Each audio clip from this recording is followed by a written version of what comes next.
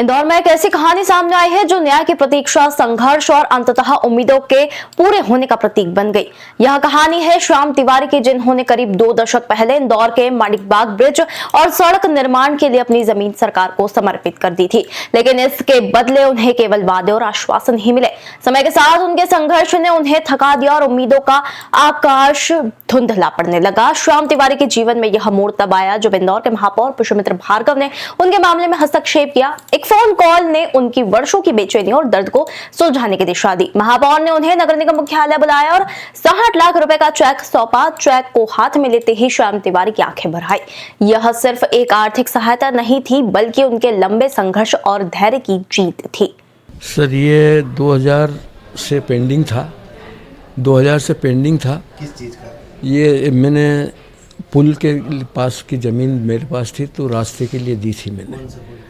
ये माणिक बाग के पर, लाल बाग पैलेस के पीछे गुरु नानक नगर और प्रेम नगर, अपने क्या बोलते हैं, त्रिवेणी कॉलोनी, और उसमें जॉइंट के लिए उनने मेरे से मांगी थी। तो मैंने वो तकरीबन ये समझो कि 1600 स्क्वायर फीट के करीब थी, और उस जॉइंट के हिसाब से वो मेरे से ली थी। उसके बावजूद फिर 2007 के अंदर थोड़ा उन्होंने कहा आपको दे दे, ज़मीन के बदले ज़मीन दे देंगे। फिर उसके बाद में अपने वो महापौर जी आए, मोगे जी से मुलाकात हुई मेरी, तो उनने कहा यार तिवारी, तुमको जो है आर्थिक रणनीति के हिसाब से आपको पेमेंट मिल जाएगा, अच्छा मिल जाएगा, तो ये करना। तो हम वहाँ भेज रहे हैं। मैंने कहा सर जैसे आपकी मर्ज़ी। तो उनने भेज दिया। 2015 के अंदर मंजूर भी हो गया। आकाश त्रिपाठी जी कलेक्टर थे, उनने सारा मंजूर कर दिया। और मंजूर करने के पश्चात ये समझिए कि एक अधिकारी आ गए, पवन जैन करके, उनने बीच में काफ़ी टाइम रहा, उनका ट्रांसफ़र हो गया, उसमें गैप पड़ गई। वो गैप होने के बाद ये श्रीमान आए, तो इनने हमसे बोला कि बोले हम तो पेमेंट इतना दे नहीं सकते हैं, नियम के विरुद्ध होगा ये। मैंने कहा सर जो भी आपको करना, जैसा भी करना, जो भी करना दे दीजिए। तो बोले हम तो इसमें आज की गाइडलाइन से करेंगे।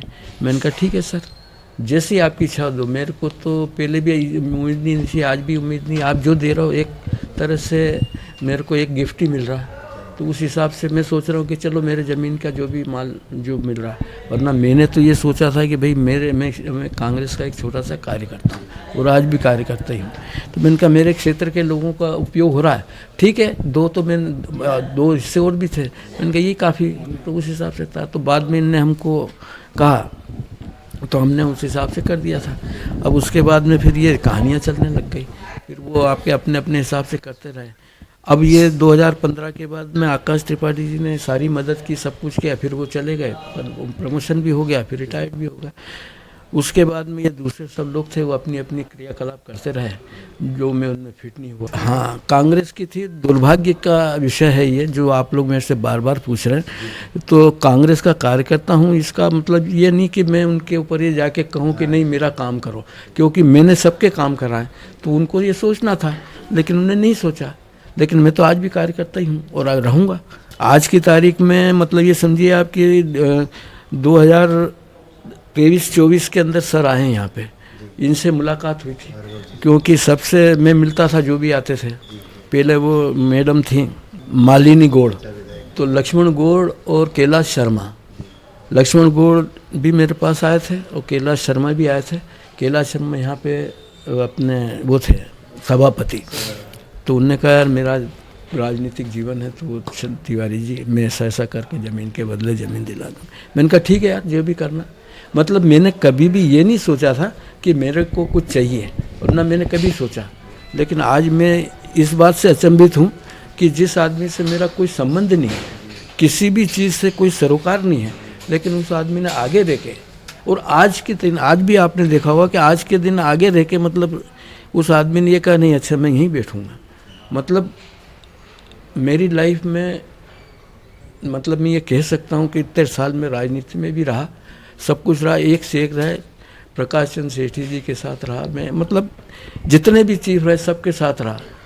चुनाव कंडक्ट करने का काम करता था, सारा था। लेकिन मैंने कभी भी लिमिटेड, कुछ लोग मेरे लाइफ में आए हैं, लेकिन ये आदमी भी एक तरह से देखा जाए, ये मतलब महापौर जी का नाम पुष्पमित्र जी, भार्गव जी, तो इनने जो एक मेरे साथ में क्या मालूम कौन से जन्म का एक मेरा साथ दे के या तो उनने उनका कर्ज उतारा या मैंने मेरा वो करा। कितने मुआवजा मेरा है मेरे को चेक मिला वो 59,60,000 ऐसा 640 ऐसा कुछ का दिया। आप खुश हैं? नहीं। इतने सालों बाद यहाँ नहीं, खुश तो हूँ सर, लेकिन एक मन में कसक भी है कि ये जल्दी हो सकता नहीं, ये अगर जल्दी हो जाता। वहीं महापौर पुष्पमित्र भार्गव ने भी श्याम तिवारी को देरी से मिलने न्याय पर खेद जताया है और शहर हित में उनके योगदान के लिए आभार जताया है।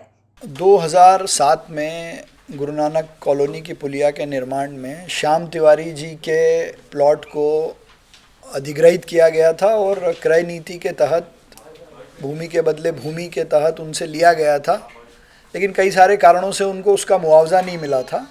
2023 में हमने उसका प्रस्ताव किया, पूरे विषय को समझा और आज उनकी मुआवजे की राशि लगभग 60 लाख रुपए का चेक उनको दिया है। और मैं तो उसमें खेद प्रकट करता हूं कि उनको ये चेक देने में हमसे विलम्ब हुआ है, लेकिन जैसे ही मेरे संज्ञान में ये विषय आया तत्काल प्रस्ताव भी किया और विभाग से उसका काम करवा के उनको आज चेक सुपुर्द किया है। भले ही वर्षों का संघर्ष रहा हो, लेकिन आखिरकार श्याम तिवारी को इंसाफ मिला है और आज वे बेहद खुश भी हैं।